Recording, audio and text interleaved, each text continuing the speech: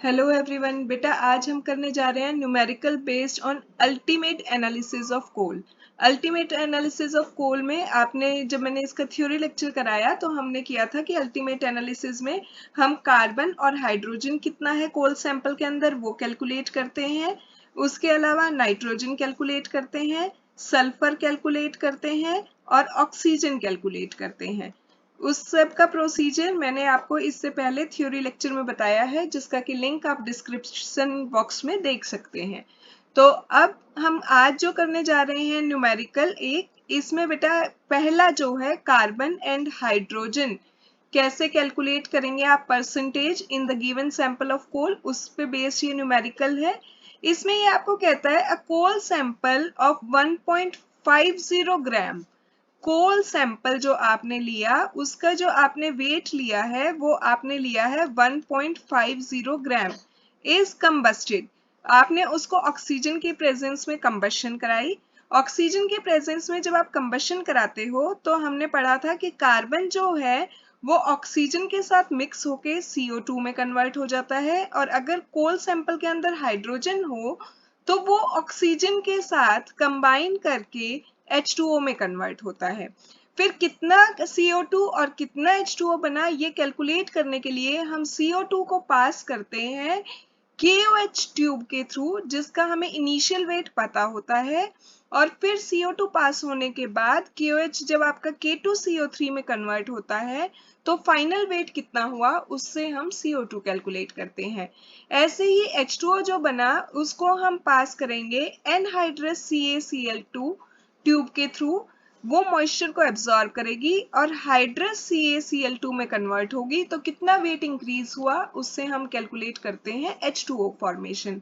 उसके लिए फॉर्मूला मैंने आपको कराया था कि जब हमें परसेंटेज ऑफ कार्बन कैलकुलेट करना हो तो उसके लिए फॉर्मूला होता है बेटा आपका 12/44।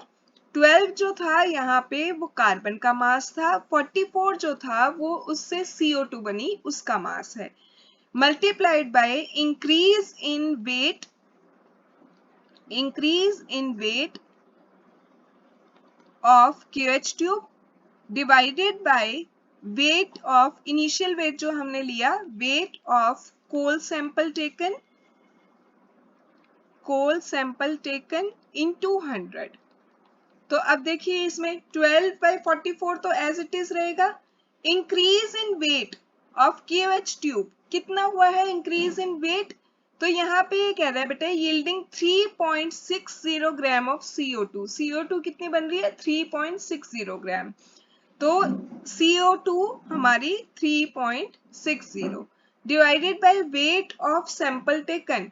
हमने इनिशियली कोल का कितना वेट लिया है 1.50, तो ये पुट कर दीजिए 1.50 इंटू 100। जब आप इसको सॉल्व करेंगे तो आपके पास आंसर जो है वो आएगा 65.3%। बस इतना सिंपल आपने फॉर्मूले में वैल्यू पुट करनी है। ऐसे ही अगर आप परसेंटेज ऑफ हाइड्रोजन निकालने जाएंगे, परसेंटेज ऑफ हाइड्रोजन, इसमें हाइड्रोजन बेटा H से किस में कन्वर्ट हो रहा है यहाँ पे H2O में। तो हमने परसेंटेज ऑफ हाइड्रोजन के लिए जो फॉर्मूला किया था इसका मास 2, इसका मास 18। यहाँ पे जो आपने फॉर्मूला किया था वो आपने किया था 2/18 into increase in weight of CaCl2 tube divided by initial weight of coal sample into 100। अब क्वेश्चन में ये आपको कह रहा है 2/18 तो दिया ही हुआ है, इंक्रीज इन वेट की बजाय ये आपको बता रहा है कि H2O ही कितना बना है। H2O ये कह रहा है 0.81 ग्राम बना।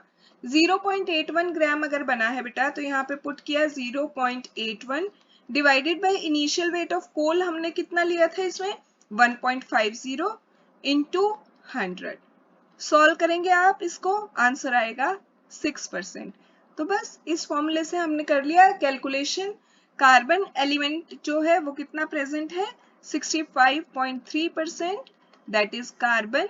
और हाइड्रोजन अगर आप कैलकुलेट कर रहे हैं तो वो हमारा कितना आ रहा है वैल्यू पुट करने के बाद 6%।